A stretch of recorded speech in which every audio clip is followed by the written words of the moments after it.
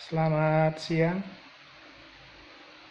Mengenai pendapat saya, Keneli Gule Amrogau, mengenai rasis yang terjadi di belahan dunia maupun juga yang ada di Amerika akhir-akhir ini, saya sebagai pribadi itu sangat menyesalkan dan prihatin.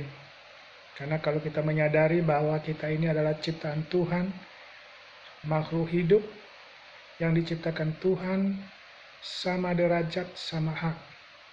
Jadi tidak ada perbedaan warna kulit, perbedaan ras, suku, dan agama. Oleh sebab itu, marilah kita bersaudara, saling tolong-menolong, saling dukung-mendukung, dan saling mengasihi.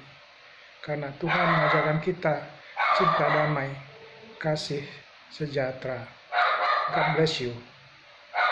Amin.